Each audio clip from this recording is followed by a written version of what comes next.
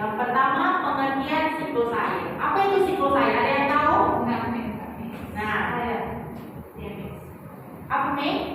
itu nih proses perputaran air dari permukaan bumi ke atmosfer ke atmosfer dan kembali lagi. Nah, ini ada dibilang siklus air adalah proses perputaran air dari permukaan bumi ke atmosfer dan kembali lagi. Nah, proses ini terjadi secara terus-menerus. Terus lanjut yang kedua.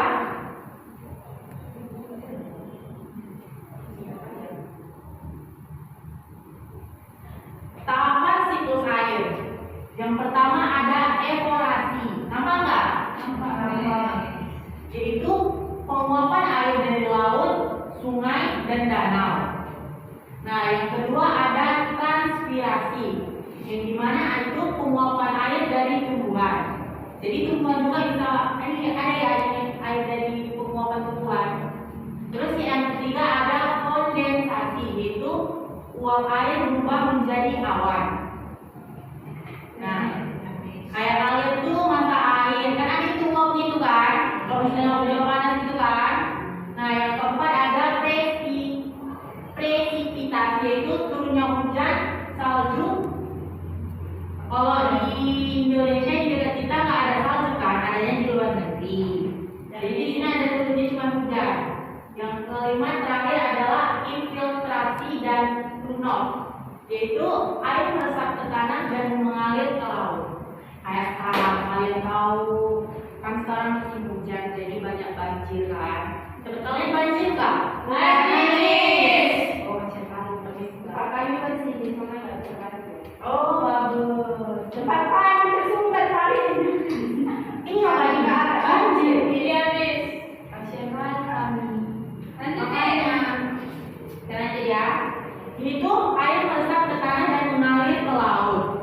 Jadi kayak sekarang tuh ada di banjir itu apa penyebabnya itu?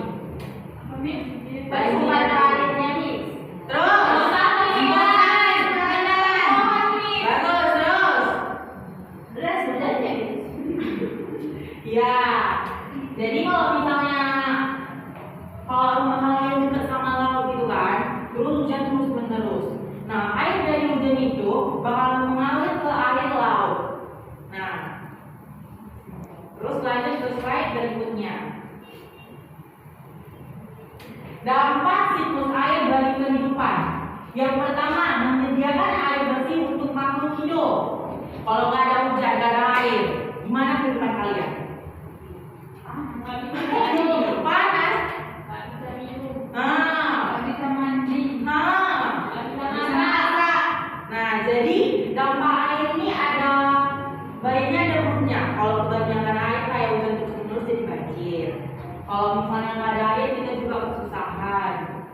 Terus yang kedua, menjaga keseimbangan ekosistem. Nah, jadi air itu juga yang seperti kita kalian bilang tadi untuk mandi, makan, minum. Bukan kita manusia aja yang butuh air, tapi juga hewan-hewan, tumbuhan. Kalau tumbuhan nggak ada airnya, mati nggak tumbuhannya? Mati. Terus yang ketiga, membantu pertanian melalui hujan. Nah, pertanian, siapa di sini orang tuanya yang petani? Saya. Kalau petani kayak dia nanam cabai, tomat, kalau misalnya hujan nggak datang-datang, mati nggak? Mati. Kalau hujan terus-terusan datang, mati nggak? Mati.